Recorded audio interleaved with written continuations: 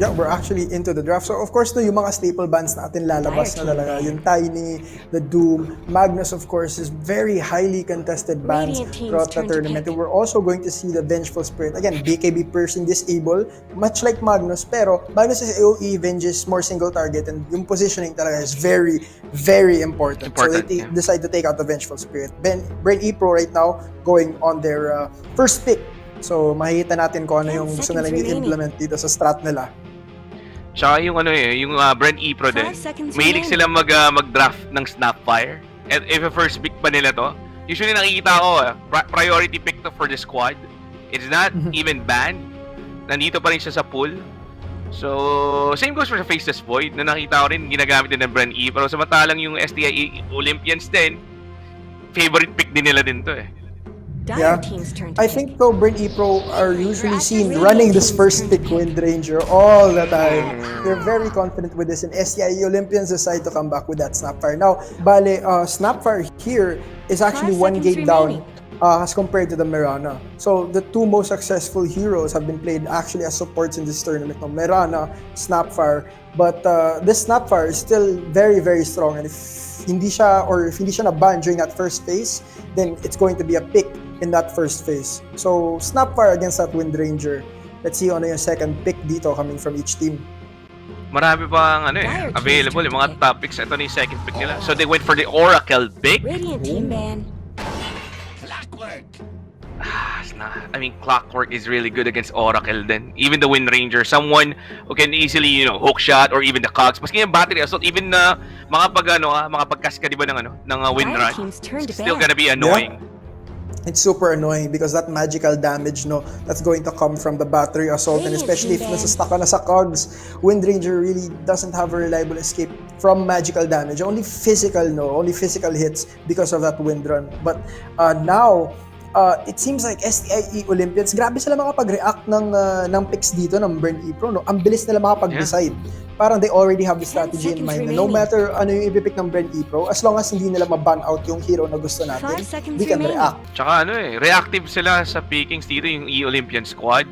Pero still, yung Wind Ranger, open-ended pick, hindi pa natin alam yan kung off-lane ba siya, mid-laner, is it gonna be played? For sure, plus 4, kasi Oracle will be played as 5. Yeah. Pero open-ended pick pa rin siya. Quite yeah, nakita natin dito na ban yung Beastmaster actually. So this still leaves the field open for Faceless Void, no? Because we saw what happened yesterday. Sobrang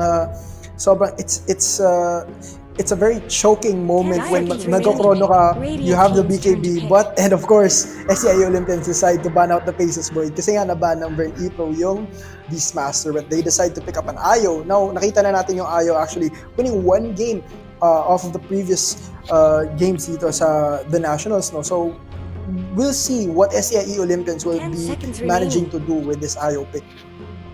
Yeah, actually, Ayo, strong hero din yan to be played. Lalo na, if you have a core that matches the Ayo, global presence all over the map, diba? Then you also have Snapfire. Nakita ko na rin combo kanina eh. Ginawa nila, I mean, may Snapfire ka, then a Clockwork. If yung Snapfire may Aghanim Scepter, meron siyang gobble up, then spit out.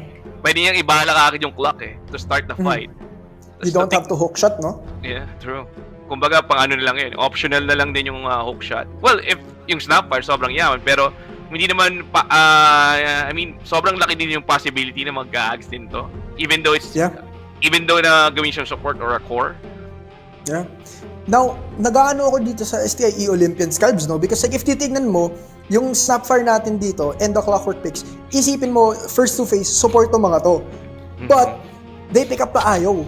So, this is going to be very difficult because these heroes are still very versatile. We've seen Ayo work in core positions before. Snapfire, again, very strong as mid laner as well. Pero usually 4 or 5 yung play niya. Clockwork naman, he can offlane and he can also be the position for support roaming around the map. So I wonder how they're going to be laning this STI Olympians. So we're gonna be seeing Jill playing Troll Warlord. It's been a while. No, few years ago, nakakalaro siya. Isa sa mga picks na rin yan. Pero either way, tama nga dun set Pero tignan natin kung imimid ba nila Snap. Okay. Sven? ayaw Sven. So this is actually very dangerous din, having the global presence of Sven, no? And because of the tether, the additional move speed and overcharge, medyo mahirap mo i-kite yung Sven dito. Especially with Wind Ranger, with Troll. Sven, super easy to kite, pero with that Ayo, and of course with that Sven building Aghanim Scepter, it's going to be very difficult for them to kite around this Sven. They pick up Slardar, which is a good hero din against mga melee heroes. Ano sa mga sa Sven, di ba? So, yeah. Okay. I think yung goal nila dito is maybe there's a lot of Roshan potential for the side of BRE Pro. Nobilis. So they can take they can take Roshan fairly easy. Yung Oracle may disarm, Slardar has the corrosive haze, and Troll Warlord can easily focus on Roshan if he has a life steal, no? Or even with the axes, as long as they're maxed, to keep Roshan blinded after the disarm from Oracle. At the same time, this is a lot of control din sa kanila because they now have a follow-up for Fortune's End. They have a follow-up for Wind Ranger Shackle in the form of yung Slytherin Crush nga. And if you play this Wind Ranger in a support position, which I think is yung gagawin ng BRE Pro, the Slardar's Corrosive Haze will amplify yung focus fire damage na gagawin ng Wind Ranger natin dito. Tsaka ang katiri ng physical damage din nila, knowing nga na mention mo yung Corrosive Haze, tapos they also have the burst damage din potential, meron silang Oracle. Tama lang, spam lang ng Purifying Flames, merong power shot din. Pero yung physical damage output na manggagaling sa Sven, actually all-in sila rin sa Sven in terms of right-click, right? They only have the Sven going for the right-click damage or physical burst. Sa side naman ng BRE Pro, somewhat, hindi namang sobrang laki nung magical burst nila. Pero parang negative armor, doon sila mag-relate sa physical damage eh. That's true.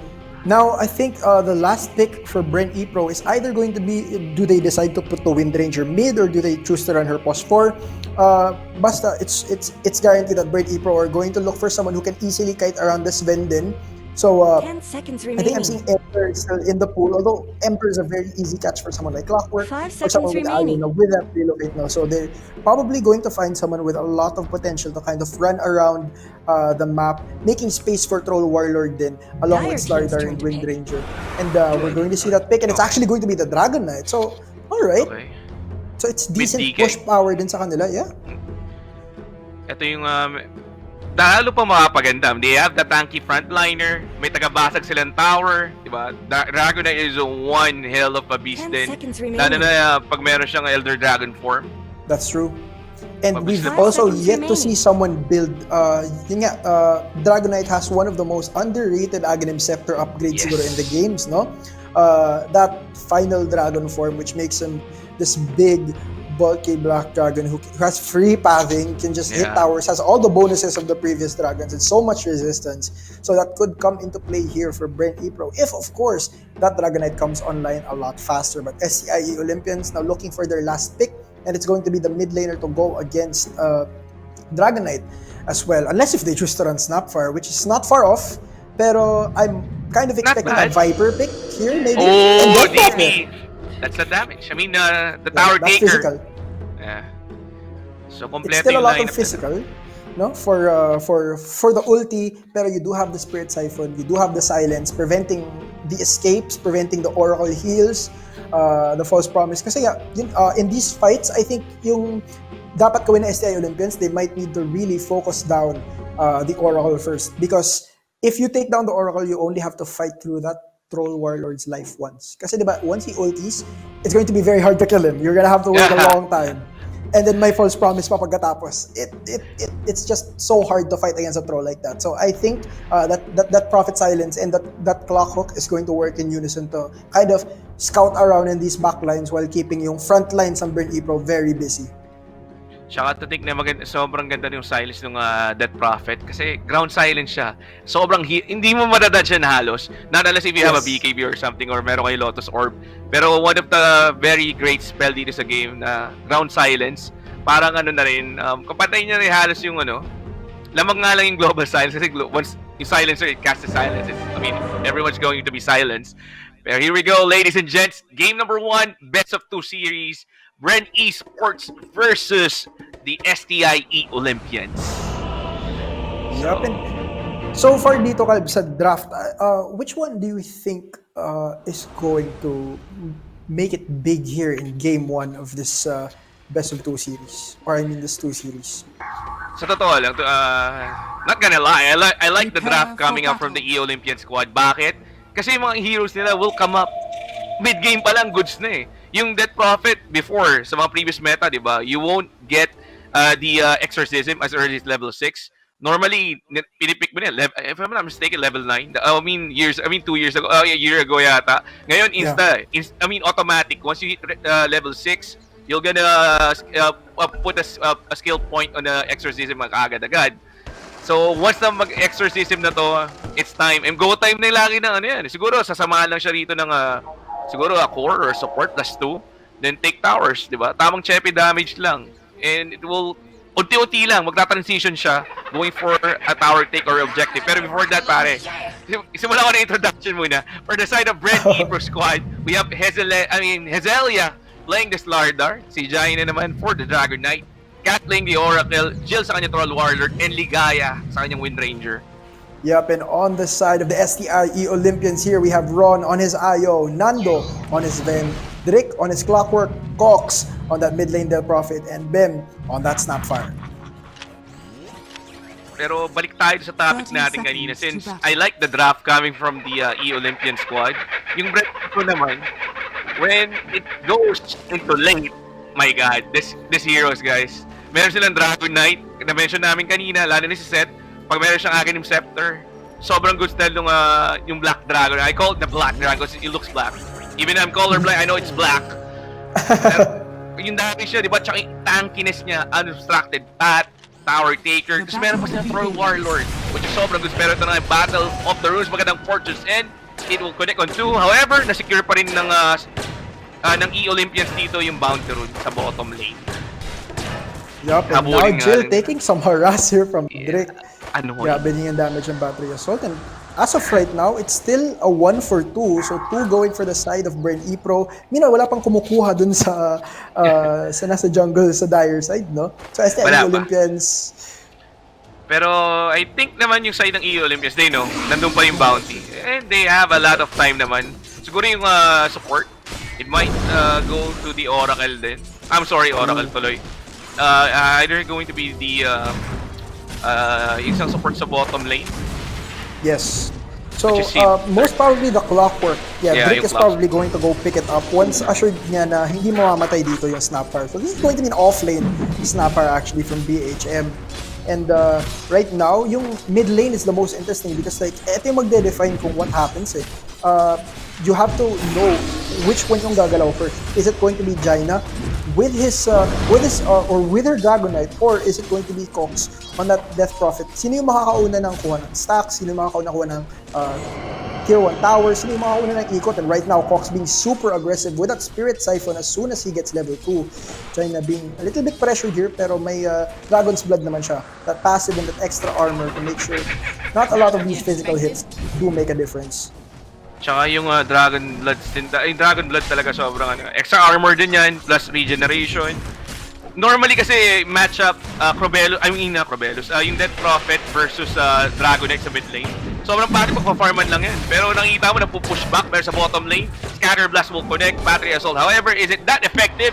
Ligaya, inaabol, nag-pop ng healing south. The Shackles connect. Beautiful Shackle. Nabuhay pa rin si Ligaya. Pero Nando wants her and they will take her down. First blood makukuha ng E-Olympians.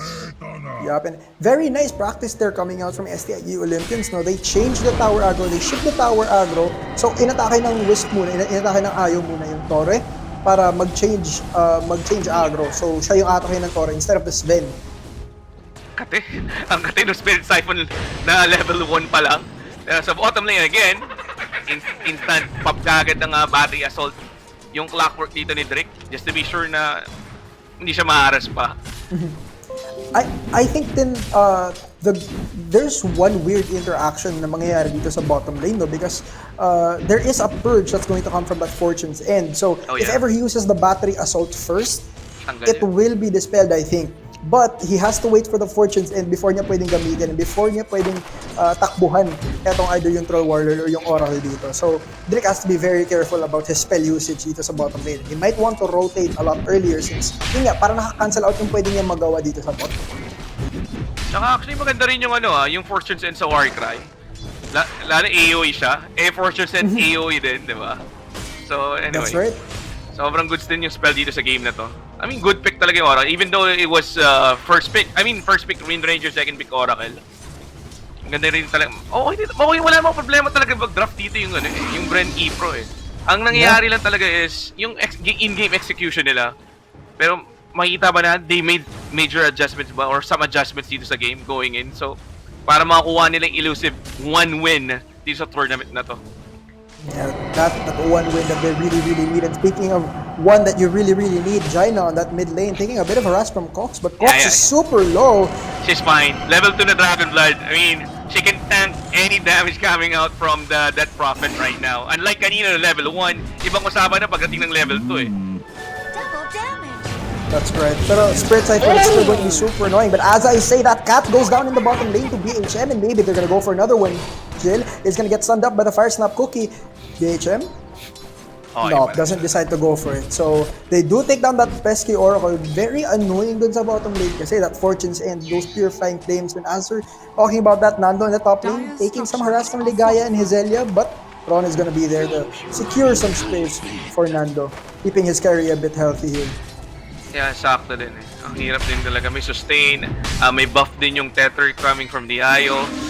Pero ano talaga, yung hirap ng matchup ng Oracle against sa clock. Siguro sa early levels, medyo okay pa yung Oracle. Pero once the level goes up, pero top lane, sila pa yung humabol. Kanina, they were like pressuring Nando's Sven. Pero ngayon, wala na consumable yung Slardar niya dito sa top. So, wala na. So, she needs to be careful here. Yeah, and she's only sitting on that Ring of Regen. Nando just being very aggressive with his positioning. Meanwhile, the bottom lane, nag-aaway din sila sa rune. BHM here, trying to chase down Jill. Drake still has the battery assault, pero they decide to call it a chop. Yung sa top lane, this Ven Io is just super aggressive, no? Yeah. When in fact, isipin mo, nasa Wind Ranger and the Slardar. Pwede sila mag-set up, shackle shot into a stun, Bash of the Deep is there, guaranteed after 3 hits, pero they're not, what do you call this? I think they're not able to find an opening here. Yes, Hizelia using that sprint but can't get anywhere near them since the tether provides so much move speed in Fernando and Ron. Ito na naman yung bat. Kanina ko pa sinasabi, sobrang kawawa talaga yung Oracle dyan. I feel sorry for the Oracle. I think nabiplay dito si Captain because what she's doing is I think nagpo-fortunes and shine. As soon as she uses it, pagkatapos nun, I think there's boots on Drake already. He can just walk up after fortunes and is over and it is battery assault and that's the courier. Okay, pero good thing na deliver. Pero top yung mid lane, nag-pop ng exorcism. Ito na naman si Drake on the clock. Pero the shackles latch. Pero however, pwede pa to. Oh no. DP can still chase. Physical damage, it's gonna be enough na yun. Okay. Does it miss? No, it doesn't miss. I thought it was gonna miss. Kaya itold ko eh. RNG. So, getting dove under your tier 2 tower while Exorcism is still on. So, masasabi natin, 0-5 right now, favoring the side of STIE Olympians. Up by 2k, Cox gets a free rune. Doesn't get the tier 1 tower, pero it's already at half health. So, we're seeing already an advantage coming from the Death Prophet in this middle lane. Cat on that rotation as well to the middle lane, pero Cox is here. Does he have the Spirit Siphon? Will he want to dive this again? Ayo is also there. Ron, she can dive. She can dive. I mean, the haste, it gets purged off though. Oh no, ito na naman yung battery assault. Pero I think mahat sila rito. Napareha, pero kinancel yung TP They cancel the TP. So they can choose to actually go to the bottom lane now. Or pwede din sa top. As long as they know na nagko-commit na ng supports dito yung BRE Pro, STIE Olympians feel very comfortable playing in this middle lane. Especially now that sobrang mobile na din ang dalawang supports nila. That 4 Clockwork and that 5 Ayo with the tether. Sobrang mobile na din. And soon enough, makikita natin, we are going to see siguro a relocate pretty soon. And as I'm saying that, Drake dives the tier 1 tower along with Cox and they take the life of Cat yet again. Sobrang baba ng level ng DP dito. They'll just keep on bullying. I mean, yung sobrang baba ng level ng Oracle, they just keep on bullying the Oracle on this game. Sobrang importante pa naman ng Oracle. Sustain, di ba? Yeah, and so parang I think na-realize ng BRE Pro dito na they really can't contest the middle lane, especially when Exorcism has just been used and it's going to come back up anytime soon. They decide to pressure the top lane a little bit because of the but BHM is also here. Fire snap poking. Nando does get shackled by Zelia with a follow-up stun. Mortimer Kisses does come out though. Ron, he's just body blocking his Zelia, and Nando getting the free hits. Ron gets the last hit eventually, and Drake is still there. There's a nice power shot from Ligaya. Does he actually make it out of this? Fortune is there. Drake does drop down, but Nando, he's still on the run. He's still diving this. And Cat, the dodge strength has been popped by Nando. That his arm is there though, but he's still hitting throughout that. And Nando just being a beast on this spin, hitting on everyone, and even on that tower, he doesn't care anymore. The creep wave is up, and you might see this tower fall down before mid. Man, BRE Pro just getting bullied. Actually, sabi ko kanina yung Oracle lang. Pero ngayon, almost everyone, pag may nakita sila, insta-go lang eh. They just keep on diving towers. E-Olympian squad, super aggressive on this game 1. Yeah, I think this is the beauty of that IO pick, no? And so 2 towers in quick succession, both top and mid, because of the Exorcism and yung nangyaring rotation from BHM dun sa top lane. So bottom lane, they're going to be giving it to their position 4. I think they really need that hook shot now then, but it also allows a free lane to Jill already kasi she traded that bottom tier 1 SEO Olympians for 2 of her own dun sa other lanes. Grabe, 9 minutes in, 9-1 na agad tayo dito guys. Parang lumalabas, parang more than 1.2 kills per minute. Pero Death Prophet, again, level 8. Pero mawawang TP out na lang dito si Jaina on the DK. Wala kasi pang cancel. Walang use or any support. Yeah, Cox is just like diving into Brengana the entire time with that Spirit Siphon. And like, wala siyang use, wala siyang disable. So, of course, Jaina just feels super free to kind of TP away. But at the same time, that's a TP. You have to move to another lane. You have to get objective somewhere else. That's like 80 seconds without another rotation from you, without seeing you in another lane, or without the possibility na pwede kang gumalaw to the other side of the map right away. Makikita rin natin dito. Kanina pa nila ito gusto kunin. I mean, nag-group up na sila ngayon. 10 minutes. Ito yung tamang time to take an objective. Nag-group up na. Ang naiwalay lang dito si Jill, which is yung tuwan nilang Troll Warlord. Kasi, pero yun nga na, kita, pero wala na naman pang-cancel. Yun lang yung problem dito. Pag walang Sven, walang clock, even the Snapfire, free, TB out. That's true. And yeah, we're seeing these rotations getting baited out by SEO Olympians. So some sort of delaying tactic siguro in-employ ng BRE Pro dito because they do still want to give so much space to that Troll Warrior. But as I'm saying that, bottom lane, the Mortimer Kisses, and the relocate is also there. Ligaya getting focused down as well as Zelia. So they're going down. There's 4 people on this Wind Ranger right now. Ligaya not so happy about that as she falls down, giving Nando a double kill and another tower. Ito yung parang repeat na makita natin sa top lane eh. They go for kills and then right after there's an objective right in front of you, why not take it? That's another, kill into objective. This is how you play Dota eh. It's not the matter of getting a lot of kills.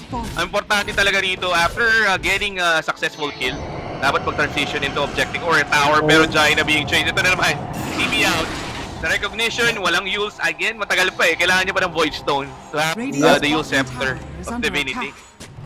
Pero it's actually going to come very, very soon. No? We're seeing already top 3 on that net worth chart. All 3 of the Dire Core. So STIE Olympians having a very favorable lead here. 11 minutes into the game, they have 11 kills in 7k net worth. Meanwhile, BRE Pro need to add more kills onto that board if they want to get back into this game. And there's already a Javelin on Ligaya. Focus Star is already up. Crows of Haze onto Drake. Shackle does latch. Beautiful Shackle actually. We're going to see a follow-up. A battery assault in there. Canceling this is the Ring Crush. Although the Crows of Haze is there, there's no boots on Ligaya. She can't catch up. She only has a Javelin. That's very unfortunate. Pero well played, coming from the clock to Drake. Recognition din, okay. I still have a hook shot, so I'll just go for the neutral camp. So easy escape or easy juke out.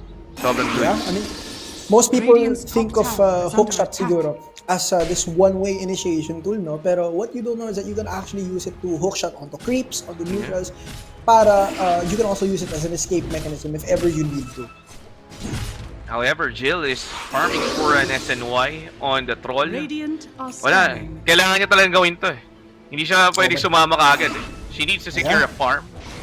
Most definitely, they need to provide space onto the Troll Warlord. Right now, they're just relying on the Troll Warlord who's leading the net worth chart for them dito sa BRE Pro. And Cox actually already has the Yule Scepter, so we're not really seeing a lot of people TP away from her. And we're seeing STIE Olympians actually just grouping up here on the top lane. Jill is the only one here. This is not where she wants to be. And this 3-2 tower is gonna get pressured. Exorcism is up. There's a full wave of creeps. God Strength is there. They decide to they want to TP fight. with Lardar. I think they... Okay, alright. Have you seen Elder Dragon form used on this game? On the towers. Okay, copy. Eto na yung Stormhammer, tumama kay Jill Black, the Snapfire Cookie, Mortimer Kisses, plus the Global Silence, pero walang false promise. Since level 5 pala yung Oracle, ito yung sinasabi ko kanina eh. One of the important heroes sa lineup ng BRE Pro set, yung Oracle, pero hook shot won't connect, and it will latch. Nandito rin yung Cox, gandang pushback, however, walang follow-up. Walang battery assault, still on cooldown. So, okay na rin. Yep, but because of that, it is another 2 lanes being pressured here from the side of STIE Olympians, and BRE Pro being not too happy about this. Nakita mo yung kanina, Calbs, nasa high ground sila ng Radiant doon, and then what happened was that yung DK, hindi nang bukang DK eh. He did, where's the Dragon Blood? Yeah. Walang region, walang armor, it doesn't exist against Cox and Nando. They do 2 damage, 8k and 6.8k net worth respectively, no? And that combo, yung Stormhammer into that Fire Snap Cookie, perfectly timed. Very beautiful execution. Hindi lang nila agad because yun nga, na-shackle si Nando, but still, they do get the kill onto that DK. Tsaka every time na nagpop-up ng EXO, siguro 60 to 70% objective eh. And they'll take this tower down. However, sobrang baba HP, very space side point. Meron pa siyang use, meron Dragon Knight. Oh my God, the Spear came in. And may relocate, false promise finally being popped or being used. Pero ito yung right click ng Spear, sobrang bigat. Pero yung relocate na dyan, nagbalik na sila. Actually, hindi pa pala. Yung Ayo still nandun sa taas, pero hook shot, hindi nga lang tumama. They will still take down Legaya. Drake gets actually the last hit onto Legaya with the hook shot, the cogs, the battery assault. Very nice snipe coming in from him. And now I think they're still allowing space for Hazelia and Jill to farm here on the bottom lane. But at what cost? It's 14 minutes in before the third bounty runes of the game. And you've already lost your tier 2. Radiant can now take out, STIE Olympians can now take Radiant outposts. Also, BRE Pro are going to have less of the map to farm here. And also, Roshan looks a lot juicier for them. It looks a lot more available rather than for the side of BRE Pro when actually mas pabor sana sa side ng BRE Pro to. They have Corrosive Haze, they have the Troll, they have the Ranger, They can do this. Pero may use, pero na-spend eh. Spend tuloy yung Lardar. Lardar uses the sprint, piniping nila, and Cooks last spot siya rito ng hook shot. And napaganda hold down, and they will take out yung juicy kill para dito kay Cox. Set. Yeah. Cox looking a bit juicy there for BRE Pro as they decide to take 3 onto her, and she goes down, or the Death Prophet goes down eventually, no? Pero, yun nga, it's a bit weird what he was doing there alone. Without the relocate available as of that moment, masyadong malayo pa si Drake nun on his clockwork. Legaya actually sees Drake here, spots him out. He does have the javelin shackle shot a bit too early, not latching onto the trees in BHM. Gonna be a nice hook shot target here for Drake as he tries to make it away, but in the reverse, Lardar is here. Lands a Corrosive Haze, just a little bit of vision. Ayaw nila tumagal. Dire's top tower. Grabe, 16 minutes, 2-14 guys. 2-14, this is game number 1. Best of 2 series. So, pero sobrang ganda talaga ng kill. Laking goal. May kill stick din dun yung Death Prophet ni Cox. Samantalang si Bem naman, going for the Ags. Eto na, muna. Unang Ag set. Let's go. So I think this is actually going to be very nice, no? Because like Sven is also going for that Ags. You have so many ways to kind of dismantle yung backline ng BRE Pro. We're not gonna see any false promises anytime soon as soon as makukompleto na yung mga Ags na to. Radiant's bottom tower. I-deliver. Hinintay lang ni Bem. Ayan na, dineliver na nga. Excited na yung clock, oh. Si Drake excited na. Yeah, there's also, I think, a smoke available on Drake as of the moment. Pero they are going to want, they are going to want to group up, and they are going to want to reveal that Aghanim Scepter, no? The gobble up into the spit out, into the cogs combination. Man, Aghanims na rin si Nando. Sabay. Ayun yung gobble up! Oh my God, the damage output. And it's a Dragon Knight. They're going for, pero Jaina popping his Elder Dragon. Or matator na, pero yun na naman yung shot. Pupunta ka agad, pero patay pa rin yung Oracle. Here comes the Nando's here! Pero na-use lang! May use lang! Pero meron pa siya rito battle trust. Na gano'n lang eh. Nag-relocate out lang. Pero mag-isa na lang dito si Jill fighting against 4 heroes sa side ng E-Olympians. Are scanning. 2 to 17, Bren Epro give up so many objectives and trade so many lives for that fight as 2 Aghanim Scepters get revealed for SEO Olympians. So, very beautiful play there. And hindi naman tayo siram doon, even though he did get focused down by Jill in the last few seconds of that fight. And the disarm is there though, but he was Shredder going to be finishing down the tower together with that exorcism. I think magandang combination din to Little Shredder actually takes down the armor of towers when you hit it too, and exorcism is physical damage.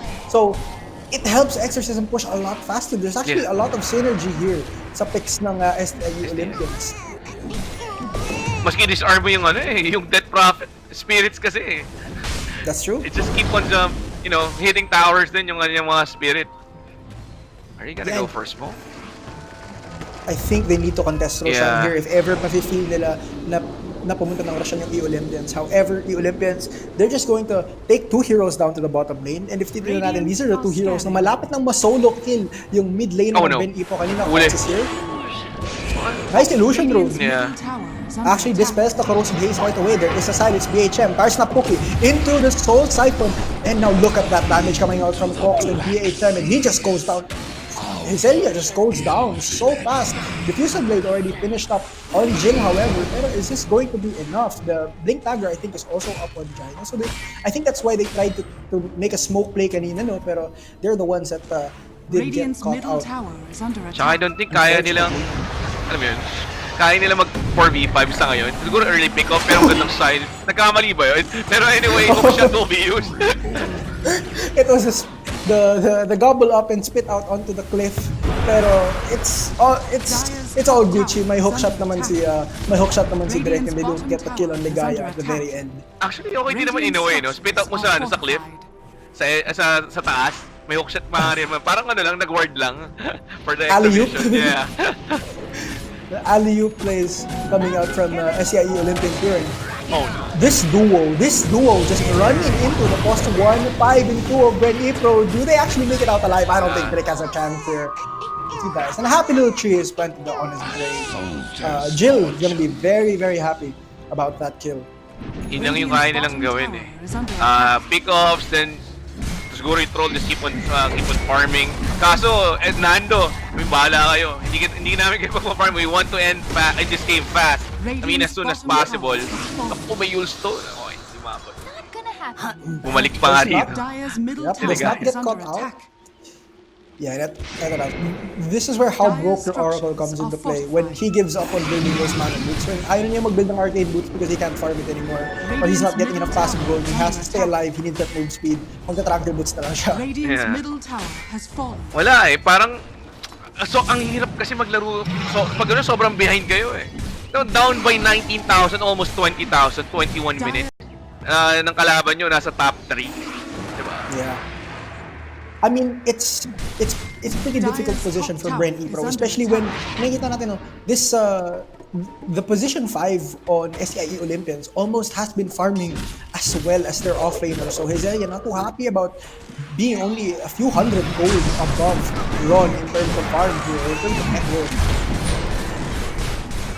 Dali mag-rush siya. May medallion din pala. It goes down so fast. Solar Crest, my bad. Yeah, Dagger na. Solar Crest. Pa-dagger na yung stomp fire dito. And also an Aghanim Scepter that's going to come out from your Death Prophet very soon. It's 21 minutes in. Just another day for SEIU Olympians here, as they do claim the Aegis, put it on Nando, and I think they want to run down the tier 3s already. Walang glyph available for both sides. So this could be very tricky for Bren Epro to try and defend against. Exorcism is also up, so they can either, gagawin nila dito, ibabalas lang lanes, pero yun nga lang, hihita na naman yung Oracle. Another solo kill coming from the clock ni Drake. Yep, and Drake already has an Orchid Malevolence as well. He can literally solo kill either the Wind Ranger, any of the backline supports. Actually, nakikita nga natin sila, it's Drake plus Max Snapcar. The gobble up, spin out onto Wind Ranger Ligaya. dropping down in just 2 hits to that Sven. And now look at these melee racks. They're just going down so fast. The Hyperstone on Sven, the overcharge there. First rack of the game gonna go down. 22 minutes in and 3 to 21 actually. One more kill. Is it gonna be the kill on Brenjina? They do take it and that's a 322 dream. Yeah. We did it. We did it, boys. And girls. We did it. And girls. Pero may may sustain pa, may use, pero hindi talaga kaya. Yung damage output, super it's just too much. It's just too much, Give him a man. rampage. Give him a rampage, come on, The Nando Jill. show. I thought it was a late game, late night show, but Nando, 23 minutes in already, diving in the fountain. Are they gonna do it? He's gonna Superman in. Nope. I think he's a little bit too afraid and Ron's gonna drop down. Keep the phase 22 dream alive. Ron has to stay alive. The Jules there, canceling it out. Ron, does he get power shot at him? The tether does get cancelled out. And they give it to the guy. 424 is the score, 23 minutes in, but no racks on the top lane for Brent Epro. Mid lane naman, Nando still going ham on those melee racks, even without God's strength. Nice double hero shackle shot. Just no follow-up. Akala ko talagang itadive din natin. Pero What the clean! Down for Fridays, man. And God's follow-up. And Jill will still fight this one off. Pero may ace round number 2. Makuha niya rito yung... my God. Grabe, damage si Nando rito with the right click. Radiant's middle barracks. Hindi pa kaya. Radiant's middle barracks. He's level 17. Everyone just goes down in a few hits. Jill's the only one that can tank up. But what can Jill do? Has fallen. Wala pang BKB si Jill, so... Okay. Reset. It's time to reset sa amin ng E-Olympians. They took over 2 objectives already, 2 lanes of racks. Sobrang Gucci, no? No time for reset. Let's go! Tumalon, gobble up! Kato, yun nga lang. Iniwan siya. Oh, no. That was a bit of sad. The E-Olympians actually, I think, messing up a bit there. I don't know if sinadya or they were just having a little bit of fun there. Pero the gobble up was supposed to because of the relocate send back to the fountain, nakaayo, no? Dapat nasa loob pa rin siya ng Snapfire. And then, masispit out siya sa fountain na. Pero I think they mistimed that one. Maybe gobbled up too early. Or maybe sinadya din ni BHM na ibigay na lang si Drake dun sa side ng Brain Eagle. Oh, that was a good one. Tumama yung stun into the blink. Ito si Jill. Pero BKB, pinap nag-gobble niya. Nag-gobble up. Oh, Cookie going for the lower ground. But na-slow down. May corrosive haze. Pero ito na yung cavalry. Set! Pumatok. Pinap na rin yung ultimate. Pero bali wala. Magbabuyback si Bem. Here comes the Superman die. And a good post promise was provided by the Oracle. Pero nalaman pa rin si Jill. Jill still pounding and na-heal! Kaso wala! Hindi pa rin enough after everything Jill has done in this game. It's almost a full team wipe. 4 heroes down for the side of Ren E-Pro. Yeah, I think it looked a bit weird there kasi like yung first promise halos pinagsabay sa troll ult with but I think it does still work out because like the lifesteal that you do while under false promise does get amplified at the end of it, pero really it's just not enough. Now they do so much damage and of course they're trying to kill these people and they do successfully take down BHM once, no, but he has buyback, comes back to the fight, morning merchants is still available and like we're not even talking about what started the fight for the side of STIE Olympians, no? They started out really good because of that save from DHM. So it's okay that he gives up his life. It's okay na siya yung naman. Double up without nga. No, 2 hits! Shackle would latch, but there's no follow-up. Oh, what? He called his own team? That was a bit scary. Kinabahan din ako dun eh. Pero of course, they're probably feeling a little bit more confident as they now have mega creeps and they're looking to take down this double up again from Bem. Oh, the blink? Even the scatter. Oh my god, the damage again. BKB was popped by Jill. He just keep on right-clicking away, but wala siyang target. Oh, the range mode. Still getting to the cogs. Sayang. That was a little bit of style coming out there from Drake, no? A nice fire snap putting in, blink out, and then he hookshot back in, stays alive, Death Prophet. Oh man, this The the reload reload save. again! The reload saves. Oh, there's the Desolator on the Death Prophet, trying to take down the tower a lot earlier too. Dyna cannot tank against Nando. There's an assault class on this bed. He's so many levels ahead of your prediction crew. Jill is gonna go down here, and GG has been called by Brent Epro. 27 minutes in. STIE Olympians will take the first game of this series. Well, What can I say, man? I mean, E-Olympians dominated first game of the series, best of 2. We're going into the draft na, guys. Sa first ban, automatic, out na kagad yung Tiny. E-Olympians banning on the Doom. Same bans pa rin for 2 squad. Pero, are they still gonna go for the Wind Ranger first pick? Or yung Slardar na hero dito sa... Masasagot siya. Go. Sorry. I think STIE Olympians can do them a favor, no? Force them to pick something else. Like, just ban it? Let's ban ban hero? Wind Ranger. Yeah. Let's ban Wind Ranger. Let's just like respect that.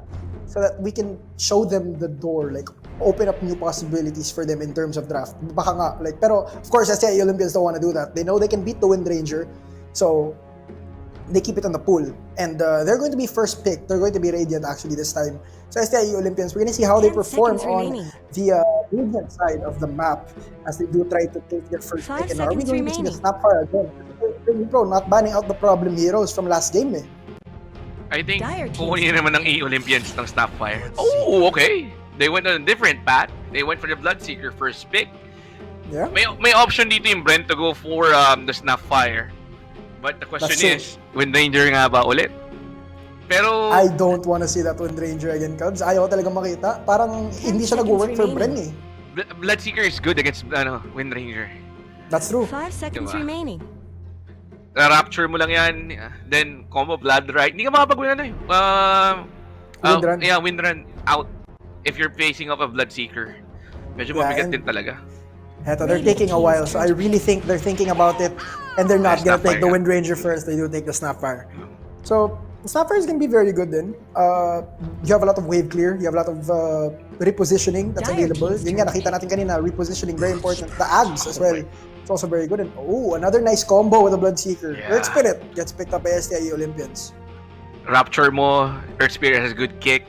And magandang spell din coming from the Earth Spirit, yung kanyang Rolling Boulder. Maski support yan or a core. Sobrang effective. He can start on roaming around the map once he hits level 6 or at least level 5. Lalo naman at least a skill point on Geomagnetic Grip for the extra silence and pang control.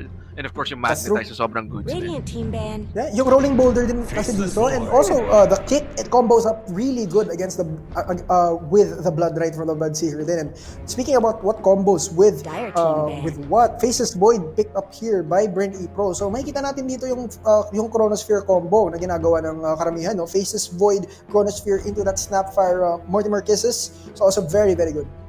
Ito na yung combo kagad. Nilabas nila kagad ang Faceless Void ni Jaina. Samantalang yung Bat Rider is banned out. Next ban coming from the side of BRE Pro. 5 seconds remaining. So maski sige go. Sorry man. Do they want to ban the Beastmaster here though? Kasi eto yung nag-warrant ng Faceless Void ban last game eh. Kasi nagban sila BRE Pro ng Beastmaster. So nagpick yung SEO Olympians ng or nagban din sila ng Faceless Void para hindi na magamit ng BRE Pro. So now, after picking Void, do they want to secure that ban? Or willing ba sila na i-give away sa E-Olympians yun? It's a Drow Ranger ban. Binala nila yung kumbaga safety ban. Kasi wala pang core dito yung STIE Olympians eh. So, might as well just ban out the Drow, knowing na they have the Bloodseeker, they have the Earth Spirit. Ito yung two good heroes in terms of mid-game oriented lineup. Kumbaga, it will just run you over. Mga snowballing heroes. And it makes so much space for the Drow, no? Before level 6. 5 seconds remaining. Yung isa pa yun. Level 6, di ba? Once mo kahit ng level 6. Tapos marami pang time yung kailangan dito yung Faceless Void. Pero at least, that was a pretty nice ban coming from the side of BRE Pro nga. Ano ba yung kulang nila dito? They still lack supports, and hindi ko alam kung yung Earth Spirit is gonna be played. Pero malabo na siguro itong mag-offlane. Not unless Nando wants to play the Bloodseeker safe lane. I don't think we've seen the Bloodseeker played safe lane yet this patch. Heavily. He's really been an offlaner, building things like Pipe, Greaves, and of course that Veil of Discord. Super cheap item, super good item as well. 5 seconds remaining. So ayun. I think offlane talaga yung Bloodseeker, and ito yung offlane duo nila. It's going to be the Earth Spirit and Bloodseeker para may combo kayo sa Blood right early on, no? Even at level 1 rune fight is going to be very messy if you fight into those two. Imagine, di ba? Merong Blood right. Maski nga lang yung Boulder Smash nga lang ng Earth Spirit. Can you slow you down? So para sakto rin dun sa Blood right. Or meron pa, he can opt to go for the Rolling Boulder as well. Basta, sobrang gandang combo ng 1-2 punch to eh. Itong dalawang hero na to eh. That's true. So, ito naman sa BRE Pro, I think they want to look for a position 4 that can actually 10 seconds remaining. provide more around the map din, no? Help out in terms of vision, in terms of team 5 fight. seconds I think remaining. Mirana is still in the pool, so Mirana is a very good pickup. Mirana, again, 6-0 record here at the Nationals, and we've yet to see BRE Pro pick it up, so if they do, they'll give it a shot to go 7-0. Mirana, wala pang talo. 6 picks, 100% win rate. I mean, yun din yung ano natin because napag-usapan din before how Snapfire was actually flawless in terms of win rate Dire Ito team. yung up combo. until na-pick up siya ng BRE Pro, and right now they do pick up the Lich and the Gem! Okay, alright, that's pretty good. It works, it works so well with this Bloodseeker because like, every time you want to push laner, everywhere you want to go into a fight, 10 seconds you have that remaining. heal. Diba? Every time you commit into a fight, you have that heal. 5 seconds You remaining. have the recall with Divine Favor. Yeah. So anywhere around the map, you can actually Radiant join in team's turn to fights. pick. Mirana. And yeah, Okay. I do eventually pick up the Mirana, pero it has a core. Radiant team's turn to ban. Oh my god. Morphling ni Nando. I thought they were just gonna be, using a draft ng mga early game-oriented hero o yung mga mid-game lineups. Pero they pick up the Morph. So, siguro group as a 4, then yung Morphling will just, just farm away. 10 Pero yung seconds Mirana, what do you remaining. think about the Mirana pick dito, man? Is this gonna be a support Dire or a team's turn core? to ban. Kasi I'm wondering. Yeah, the thing is, they could do the same thing na ginawa ng STIE Olympians last game, no? Have Snapfire as your core, yung offlaner nyo on BHM, yung ginawa ng STIE Olympians last game, and then Drake, the position 4, is on that clockwork. So baka dito, BRE Pro want to run the Snapfire as position 3 offlane, 10 give it to seconds Hezelia, and remaining. then si Ligaya dito yung mag-Mirana. So we're not gonna see a Wind 5 Ranger this game, I seconds think. remaining. Yeah. No Wind Ranger. No Wind Ranger, for sure. Not unless nagmakaisip nila and they want to play a Wind Ranger still. A Wind Ranger mid Radiant against the team's Morphling. turn I to don't. ban. Right now, they need a Dire team's turn decent to vessel ban. carrier. And na-note na to ng STIE Olympians. That's why they take out the Invoker, who's really good with a vessel. Can take down the Bloodseeker and take down the Morphling, or forces them to go for Dispel, no? So, they want to take out, or right now, BRE Pro, they want to ban out someone who counters a good vessel carrier. 10 seconds remaining. Tsaka ano rin eh. Goods din sana yung Invoker, di ba? Quaswex Invoker 5 against the seconds Morph. left. Kasi mana reliant Time's yung up. Morphling. So, di ba? Yeah? Tornado to Although- EMP Cold Snap. Yeah. Although, Calvs, hindi ako familiar if may Invoker player ba din sa BRE Pro or should it warrant a ban. Pero yun nga, you can't really tell, no? Given Radiant to how team's turn to pick. how limited so far yung pool natin because of yun nga, yung meta natin Dire as of team's this turn to patch. pick. Pero I haven't seen Jaina playing Oh? Invoker mid. Pero Monkey King pick, alright? Mid lane, Monkey King. Let's go. Or they could choose to put this Morphling mid, no? Depende kung sino yung katapat. Yeah. Tama rin yun.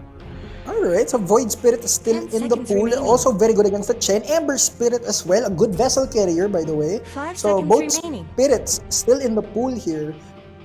So pwede nilang gamitin yun, or they could choose to go for something like a Queen of Pain to have them control the map, outrange the Rupture cast as well with a Blink. So a lot of possibilities still open for BRE Pro, pero I'm pretty sure they're going to want to rely on something that they're comfortable with.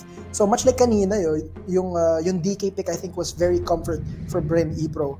So right now they might try to go for Yeah, Queen of and Pain. it is the Queen of Pain, another comfort pick for BRE Pro. Magandang follow-up din for the Chrono. Sonic Oh, Wave. yep. Actually, maganda talaga dito sa sa Cop. Yung kanyang fear yung sa talent niya. That's true, pero you have to get to a very high level before Level you for can that. utilize it, no? Level 25. So either way, tapos na ang ating draft. So mga ka-tune in pa lang, this is game number 2.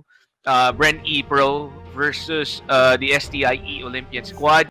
The E Olympians won the first game. So kailangan talagang bumawi ng Bren to Of course. get up to the scoreboard na rin and their first win at the same time. Kasi guys, Yeah, ano na this is their 7th game, right? that's true. 7th And game. actually, this is going to be the 8th, I think, etong game na to. Oh yeah, the 8th game. I mean, 8th game ng Bren. So, they really need to get a point on this tournament para magkaroon silang chance to catch up. At least, masiging man lang sa top 4 Yun talaga yung Yeah, pinaka-importante. Yeah, and also to add, Cubs, it's also gonna feel really good to have a win under your belt, especially this late when kailangan mo na. It's going to feel really good. It's going to spiral them into better wins then, or better performances then moving forward. And of course, I have to remind everyone this tournament is of course under the supervision and regulation of the Games and Amusements Board. So big thank you to our dear friends over at GAB. Yan, thank you po sa mga friends natin sa GAB. So Yeah, this is it. so right now, game 2, Carbs, no, STIE Olympians versus BRE Pro. This time, nagpalit na sila ng sides. It's going to be STIE Olympians over on the Radiant and BRE Pro over on the Dire side. So going for an introduction here, we are going to be seeing Nando on the Scary Monkey King, Ron on the Chen, Cox on his Morphling, Drick on the 4 Earth Spirit, and BHM on the offlane Bloodseeker. And for the side of BRE Pro, we have Hezelia for the Snapfire offlane yan. Kat playing the Lich, Jaina for his comfort pick or comfort hero, one of his, her comfort hero, Queen of Pain, Jill for the Faceless Void, and Ligaya sa kanyang Merana. So ito na yung match. I mean yung ating players, roles, heroes. Ang malaking question. Actually, ano nga ba yun, man? Sorry, go. This game, Carbs, no? Gustong-gusto ko yung lineup ng BRE Pro. 30 seconds to battle. Gustong-gusto ko yung lineup ng BRE Pro. Number 1 kasi wala silang Wind Ranger. So number 1, yeah. Wala akong issue sa Wind Ranger. Pero sa akin lang is, teams know how to play around it na kasi. So this opens up the possibilities for them. No, there's a lot of things na pwede nilang gawin with the Snapfire this time around. There's a lot of things na pwedeng gawin every time that they go into a team fight. May Moonlight Shadow, may Chronosphere, Sonic Wave, a lot of, may Chain Frost pa, no? So, grabe, yung fight dito, they have to execute right. This is their chance to do things correctly as BRE Pro. The bounty control, even lang 2 for 2. So, as you can see here, yung blocking standards, blocking the creep wave, controlling the wave, which is sobrang importante as a mid laner. Yeah, and it looks like Jaina has a pretty good start here against Cox, and Cox not gonna be too happy about that siguro. Oh, but they do manage to fix it at the very end. Just halos even pwede lang. namang hindi nila sila nag-block eh. Yeah, ganun din eh. But yeah, the creeps do take a while to get to the lane, and so that kind of makes it so that the next wave is already at the tier 2 before the first wave gets taken down. So a little bit too advanced siguro for a majority of our players here, but this is what it looks like at the highest caliber. So I like what Jaina is doing here sa mid lane. He went for the Scream of Pain to play aggressive against the Morph. Alam mo naman, di ba, yung Morph, meron siyang attribute shift. Ngayon, nakaskill yung attribute shift niya para makapag-convert siya ng stats into agility. Ganun kasi guys eh. Sa mga hindi nakakaalam, ganun yung Morphling. He has this spell o yung ability niya, yung attribute shift. Can either go STR or strength or agi for the agility. More agi sa Morphling, more damage. Yung power ng right click niya, pero arrow will miss however. Pero STR naman, pag nag-attribute shift siya going for the STR or strength type, makunat siya. Sobrang laki ng HP niya. Then nagko-contribute din yan, pero waveform, grabe aggressive dito si Cox ha. Nasabihin ko pa lang, pero ayun nga, yung agility, pag ginamit yung adaptive strike, mas malaking bawas nun. Pero yung adaptive strike naman, pag mas mataas yung STR yung strength type, mas matagal yung stun. Yeah. And Jaina here as well, actually, I think playing this lane pretty effectively. Yun nga, the first, and parang nag-courier trade lang dito si Ron and si Ligaya, no? Nag-courier trade lang sila. So the bottom lane is actually going pretty even, pero we are seeing si Nando dito getting the better or the longer end of the stick here. Oh, he's taking down the neutral top din sa side while walang nag-ano sa creeps doon na papunta sa tower. Mid lane.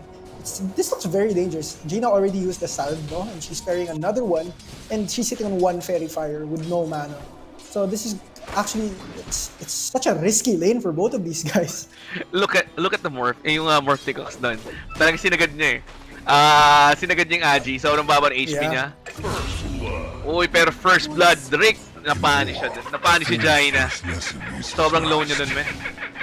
Yeah, nice roll in by Drick doon, and knowing na wala pang blink si Jaina doon because yun nga, kaka-level lang, and he's actually having a pretty bad time here in the middle lane now after that gank. because this puts or this gives Cox a full wave of denies actually. So a lot of experience being missed out there by Jaina, no? So makikita rin natin dito, maganda yung start ni Hezelia sa bottom lane. Ganda rin yung last hit 30-2. Pero yung Monkey King, walang pakialam. Wala, sige, mag-farm ka lang. Mag-farm lang din ako. I don't mind. I'll get better off with the trades in terms of CS. So, Cox naman, battle was delivered. Na-consume niya na yung battle charges. Pero yung 4-minute power runes will respond soon. Less than 30 seconds. Ito yung big thing about playing a Morph against Queen of Pain, no? You know you're gonna get constantly harassed because, yun nga, you're gonna be sitting on low HP kasi you need the agi to last hit. And you're going to be, but meanwhile, as I'm saying, that top lane, Cat actually going on BHM together with Jill, but they decide to back off after Blood Right on the silence direct. However, nasa middle lane na siya, waiting for that rune and it spawns bottom. Morphling with that waveform, it's Cox might be in trouble. It's a DD. Jaina. It's just a hit fest here. It's just Cox versus Jaina. Because Cox actually want to commit to this. Drake is still here. There is a nice kick there. He's still level 2. There's no silence yet, but he did blink in for the rune. Now Ligaya is also TP'd in. Jaina sitting very, very low. No bottle yet, so he can't. Cooldown yung he can't bottle up. Yes, arrow or sacred arrow is still on cooldown. Pero Jaina needs to be careful. As in, kanina ginawan siya ng nag-rolling boulder dun yung Earth Spirit, and that was an easy first blood para sa E-Olympians. Now, his ally in the bottom lane taking a little bit of harass here from Ron. Ayun, so, tingnan mo si Drake. Alam niya eh. Alam niya super low pero arrow connected pero walang follow-up. Hinahanap niya dito si Jaina. And dyan pa rin siya. May rolling baller again is available for the Earth Spirit. Yeah, if not, he can just get the courier, I think. Pero may blink na rin pala rito si Jaina, so she'll be fine. Arrow. Arrow does connect. Pero walang mana sa Hezelia dito. Are they just gonna hit him down? Yeah, they can. Tries to go for a cheeky deny from the neutral camp. Almost. Pero does not allow that fate by Ligaya. And now, top lane, si BHM dito, I think he's just having a pretty chill time, you know? Farming under the tower, allowing Cat to just harass him. Kasi nagre-regen lang naman siya with Thirst. It really doesn't matter. That's what makes Bloodseeker such a good off-laner siguro in this patch. Now, Hezelia getting chased down by Nando. Ligaya is still in the area as well. And Orb of Venom boots on Nando. He's just gonna chase down everyone.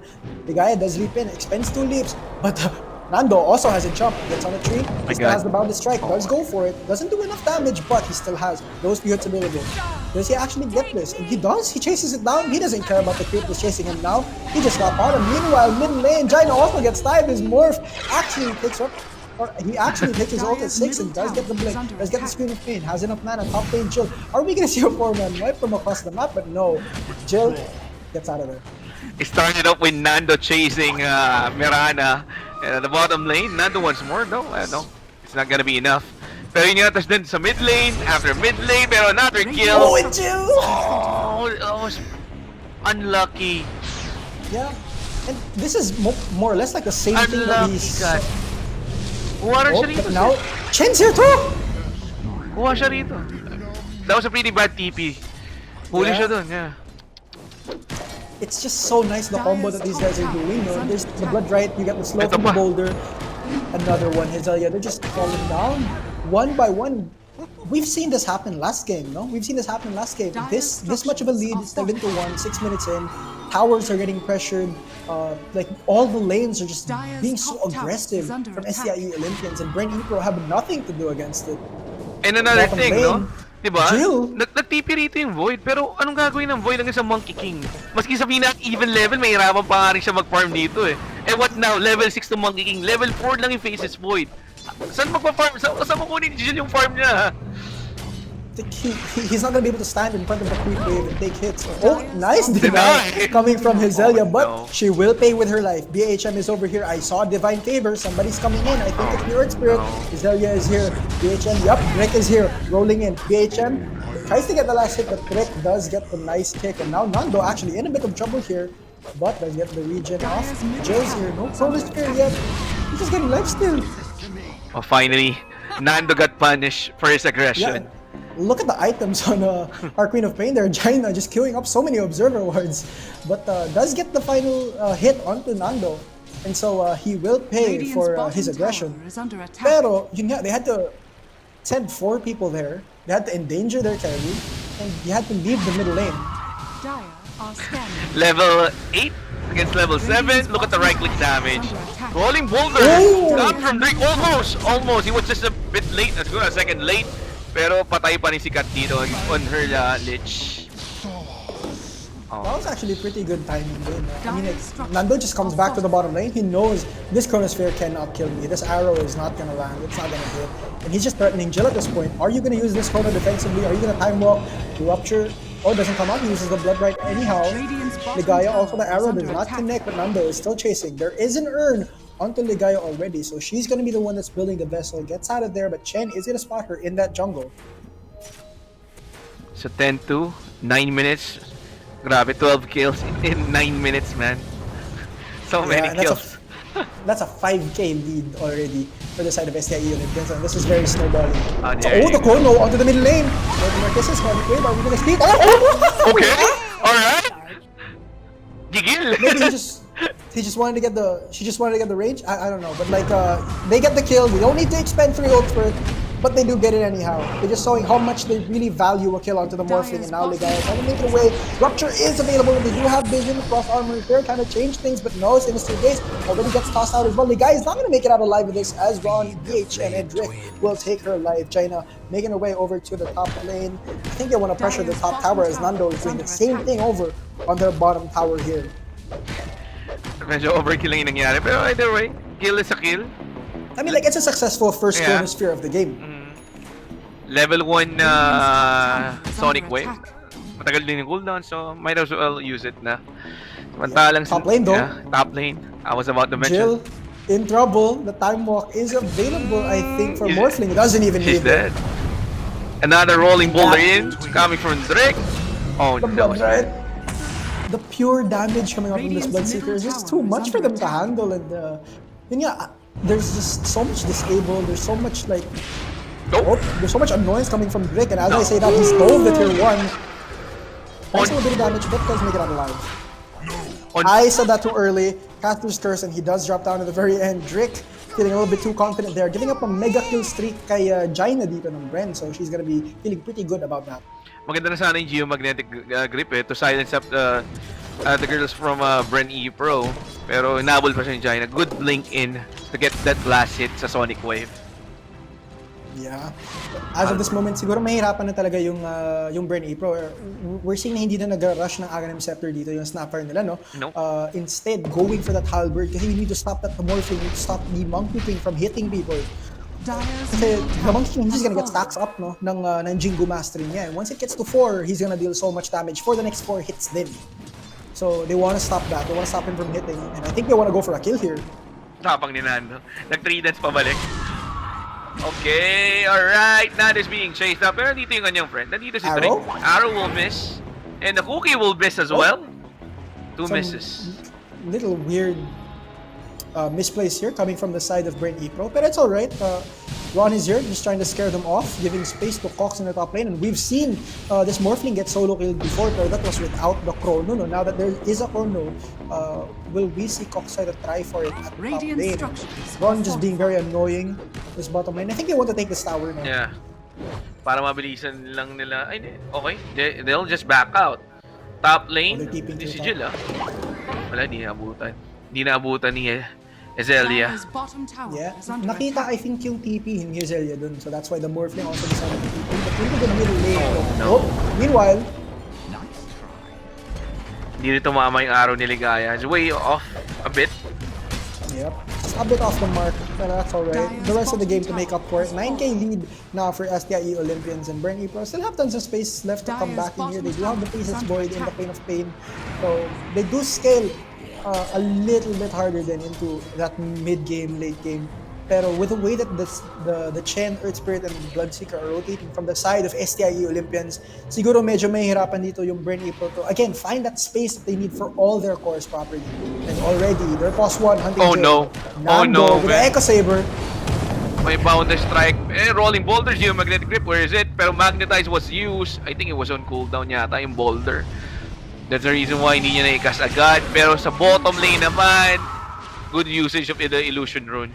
Yeah, we've seen that illusion runes in so many lines because of yung napatsabago because of it has the Dispel. same properties of the Manta Sign, no? It causes that invulnerability framing, it causes that dispel. Dati, one of the useless, sorry for the word, pero sobrang useless nung ano, pang battle refill lang talaga siya. That's true. That's true. I mean, like, the only position 1 carries that are, what do you call this, heavily stat reliant can actually use the illusion rune, no? Terror Blade, Phantom Lancer, Naga Siren, or anyone who do Diffusal Blade. But now, that dispel is so handy. It's like you have a one-use Manta. Free manta for one usage, eh. No? Exactly. Pero if nakikita natin sa top side ng map, actually taking the stacks here, nagsastack kasi yung dire side, nagsastack yung Bright Pro, hopefully para matake ng Queen of Pain or matake yung Jill. Pero kinuha ni BH and he just stole everything from the top dire jungle, and now they're going for that tier 2 here. This is actually a good play. Mama-force nila yung glyph, and if ever, they can also still decide to take it muna para makuha din nila yung outpost agad. No choice lang talaga sila rito. They need to clear the stacks. Maski kabalit niyan yung tier 2 tower sa top. Kailangan, sayang eh. As a support, nag-stack ka siguro quadruple stack. Tapos kukuha nila ng kalaban, you'll get nothing. Wala kang bonus gold doon as a support. Oh, okay. A little bit preemptive there with Cox actually. Oh, Pero they walang do spot follow-up. out break. But Walang follow-up, masyadong The malayo. Arrow din a bit too late coming out from Yeah. Ligaya here, and they already give up their top lane tower. Are they going to transition into this mid lane? Wala nang Glyph of Fortification yung BRE Pro. So, for those not familiar, yung Glyph of Fortification, it makes your structures and creeps invulnerable for 5 seconds for creep and 7 seconds for towers, no? So it's a heavy defense tool. Yun din, heavy defense tool indeed. Tower is under attack. Pero top lane, Dire's courier has tapak na been ni Nando. Alam niyo, walang papatay sa kanya rito. Snapfire. I mean, Snapfire can solo. Hindi niya kaya soloin, patayin yung Monkey King natin kung super low. And look at that aggressive. Oh! Look at that aggressive waveform in. Alam niya, Grabe. walang papatay. Yeah, the course here from STIE Olympians just, even though they're pretty easy to take down once they get disabled, showing no fear. Oh, he saw the time walk in.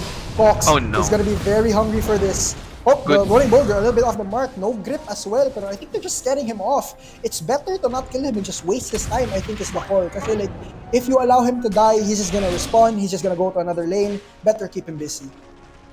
At the point of this game, sa point ng game na to, parang hirap mag-farm sa lane. Parang talagang, ang pwede lang mag-farm sa lane dito si Jaina, kaso medyo scary din. Parang inilalata nila talaga maglaro off-map. Ay, ito na si Nando winding up. Come on. Dire are scanning.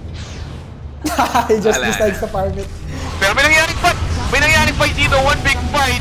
So wala nakaka dito yung kanilang Earth Spirit and Rapture. Ginamit kagad dito ni Vem. However, Jaina with a Sonic Wave. That's an easy kill sa kanya. However, makapag-blink out siya. Or, replicate yung that was a pretty nice replicate coming Yep. from Cox. Pretty clutch and pretty handy then. The stolen blink, you know, that nice last hit, and now he also has that AoE farming tool for, you know, a few seconds before that's gone. He has an illusion rune and a Manta style, so he can choose to pressure this tier 2 tower. Meanwhile, bottom lane, Nando, is he gonna Dire's force middle tower is under Jill to use her chrono? Wala nag-MLS na. Yep, Just to be sure na makakatakas siya rito. middle lane. Look at Fox. Just... Alright, No. the heal? Oh, okay. Hand of God saves him, but the Ah, arrow... pero ang unat! Dire's Sobrang Oh, this is- unat! Tingnan mo! They're The giving base? everything! Oh, Oh, no! Get him Wait up, for Nano. out! Kind of not the wave from down, and oh, this is my favorite pickup on Bloodseeker. This is my favorite pickup on Bloodseeker. Forget Veil, forget Greaves. Yeah. You have a Chen anyway. Pick up a Dagon. You do so much spell amp. You do so much spell amp with your Q, and Yeah. you do pure damage already with W, but you have Blood Right. So this is just so much damage. Oh, wait for Vayne. Oh, off the mark again by Drake, but it doesn't matter. He's just surfing on in with the earn charges as well. Threatening them a little bit. So tier 2 tower still standing for the middle lane ng BRE Pro, no? And they want to capitalize on this because yun nga, walang Glyph. Glyph has such a very long cooldown, and I think they want to take down as many objectives as they can before that does come back up online. Pinifake niya pa yung Rapture. I mean, sorry, yung Blood Right. Look at how farm Nando is. He has a Desolator already. Echo Saber Desolator, 17 minutes into the game. Or 17 Dire's minutes. middle tower is Wala under eh. attack. Sobrang ganda ng start niya. He's getting a lot of kills early on. And I just love how parang equal lang in terms of farm ni Kok dito and Nando, no? Like, look at the amount of last hits and denies they're sitting on. Equal. Yeah, one difference lang actually. I think one creep score difference lang. Lamang lang ng konti. I mean, lamang lang ng isa, pero easy yung Roshan. Ang dali mag-Roshan. They do have enough damage. Kasi di ba naka-deso na rin? Yep. Tapos, Dagon. My god, the Bloodseeker build, guys. So, this is actually a very tanky build. It's not very mana reliant kasi I think the mana that he's looking for is going to be coming from Chen, it's going to be coming from the Earth Spirit. So, yung sa kanya, yung goal niya is to just tank up, actually serve as somewhat a frontliner for the Morphling, for the Monkey King, before they can fully do it on themselves. Kasi, there's so many stats from Rod of Athos. There's so many stats from Dagon. Oh, no. So, he gets arrowed on top of that cliff. Jake, I think he's gonna be fine. I don't think they want to commit on this. Yeah. They don't want to commit on the fight yet. Aegis up is still available for the boys from the E-Olympian squad. Yeah, they're just feeling super confident right now actually. They just want to run down towers. They know that Glyph is available for the side of BRE Pro, no? Pero they're gonna force it. And then they're probably gonna go fight Dire's and middle go high tower ground. is under They're attack. gonna be forcing this one out. Yung sa tier kawawa. Yeah. I think that's the most annoying thing siguro about playing Chen into Mirana eh. Yung mga creeps na inantay mo na mag-spawn, na pinaghirapan mong kunin sa jungle, isang my araw God, lang sa yeah. Mirana. But as we talk about that, Pa-shotgun na rito yung Morphling. Pati Ethereal Blade na soon. Pero MLS, Dire's meron drop bottom sila na tower sentry. is under attack. yep. I think at this point, no, Nana doesn't even have to show in lane. Parang he's just comfortable enough chilling out sa mga kahoy. Walang hirap. Sa na-mention ko kanina, wala na sila. Guys, wala nang map control dito yung side ng BRE Pro. Then, hindi pa nila control yung jungle nila. They don't have any visions as well. Kita nyo sa map, sobrang dilim ng paligid nila. Set! How can you farm even off map? Paano na? They actually have zero Dire's vision. bottom tower Yeah. Yung only vision nila outside of their base is the creeps in the middle lane and si Jaina dito sa top. So it's very difficult for them. They're stuck in their base kasi if lalabas sila, mamamatay sila. And yung defense ng nila is okay, you have the Lich with the Frost Shield, pero it doesn't do enough. You can't hold like this forever. You have to come out of your base, you have to farm. Otherwise, mawala lahat ng resources nyo. It's going to get to the point na SEO Olympians, they're just not gonna care about your towers. They're just gonna kill you first. Eh di ba, paano yung kukuntis ng iyo? Ganda pa ng Blood Rite. Eto yung wait for me into the shotgun. However, kinidlatan. Laser Sword. That Dagon, Yeah. working wonders for BHM right now, getting that last hit. But first tracks of the game gonna fall at just about the same time din. They fell and the creep that gave attack speed. Why would you make a shotgun onto that Lich? He does go down. No Frost Shield to deal with for about 30 minutes, but it doesn't matter. You're not gonna Frost Shield your bottom racks when they're already gone. Dire's middle Two tower lanes to. is under attack. Guaranteed 2 lanes. Diba? How can you contest? Even may chrono eh. I mean, yung side ng E-Olympians doesn't care. May Aegis pa nga. Yun naman yung Blood Rite. Pero may Scepter, si Jaina. And look at the aggressive coming from Cox. And another kill secured by the Morphling. Bem winning and dominating 3 and GG tinawag na sa defense. All are healed. Oh. Oh, wait. Okay, there's the GG call. Like, for people who do not know, yung GG, it stands for good game, and it's a way of resigning or throwing in the towel for the current match. Yung na-type lang ata ng Dire's middle barracks Great info there was get. So, maybe a little bit of a typo there. Wait. Radiant Okay, finally. Yep, there you go. The Ancient has blown up, and BRE Pro still struggling to find themselves on the board. Do decide to call it a game.